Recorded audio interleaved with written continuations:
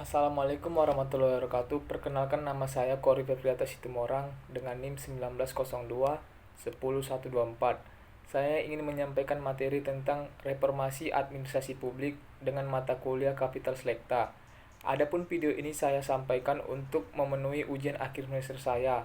Baik, tanpa memperpanjang kalam, saya langsung menyampaikan materi tersebut. Pengertian reformasi administrasi publik. Reformasi administrasi merupakan salah satu kajian administrasi publik yang menjadi sorotan. Secara teoristis, lahirnya gejala ini diakibatkan pergeseran perkembangan ilmu administrasi publik, yang beralih dari normatif sains ke pendekatan ekologis.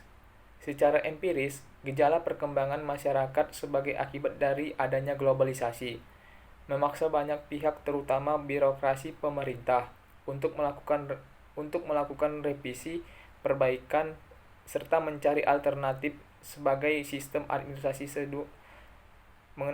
administrasi yang sesuai dengan perkembangan masyarakat maupun perkembangan zaman. Reformasi administrasi ialah usaha terencana untuk mengubah dua hal, yaitu struktur dan prosedur birokrasi. Kedua, sikap dan perilaku para birokrat. Penentuan tujuan sangat penting dalam reformasi administrasi. Dalam organisasi, tujuan merupakan suatu yang perlu untuk dipertimbangkan terlebih dahulu. Reformasi administrasi diidentikan dengan usaha meningkatkan efisiensi dan efektivitas organisasi. Tujuan. Adapun tujuan reformasi administrasi publik adalah diklasifikasi ke dalam 6 kelompok, yaitu 3 kelompok bersifat interadministrasi yang ditujukan untuk menyempurnakan administrasi internal, dan 3 kelompok lain berkenaan dengan pemeran masyarakat di dalam sistem administrasi. 3 tujuan internal reformasi administrasi publik adalah sebagai berikut. 1.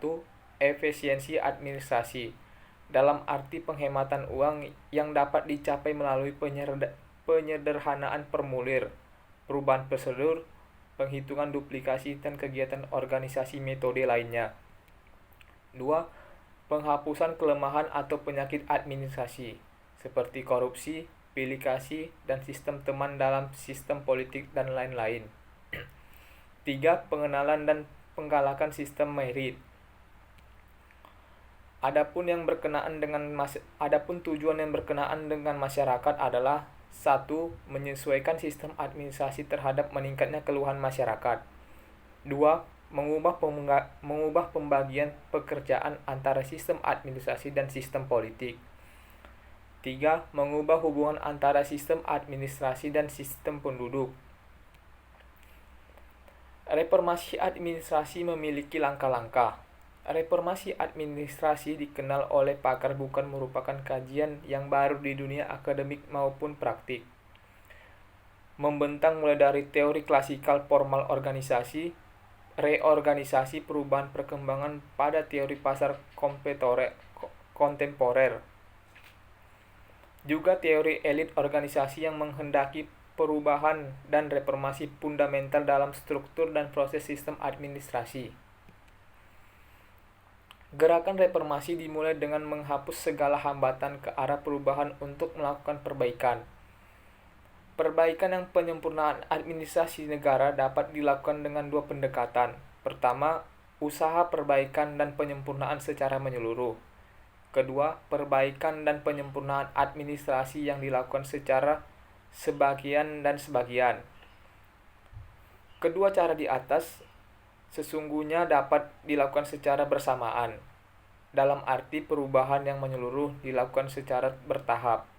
Cara yang ditawarkan ini dapat dilakukan dengan pendekatan berpikir serba sistem atau system thinking.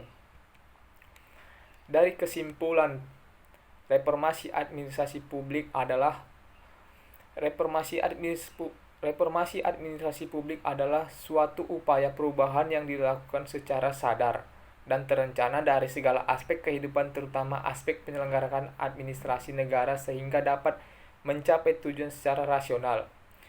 Ada 3 paradigma reformasi administrasi publik, yaitu sektor publik, command and control, Devolution and Transparency, Quasimart. Terdapat beberapa tujuan dari reformasi administrasi, yaitu untuk mengefisienkan administrasi, menghapus beberapa kelemahan dari administrasi, yang menyesuaikan sistem administrasi terhadap meningkatnya keluhan masyarakat. Terdapat model strategi yang digunakan dalam melakukan reformasi administrasi. Pertama, merevitalisasi kedudukan atau peran dan fungsi kelembagaan yang menjadi penggerak reformasi administrasi. Kedua, menata kembali sistem administrasi negara, baik struktur, proses, sumber daya manusia, atau pegawai negeri sipil. Baik, inilah materi yang saya sampaikan. Lebih dan kurangnya mohon maaf. Assalamualaikum warahmatullahi wabarakatuh.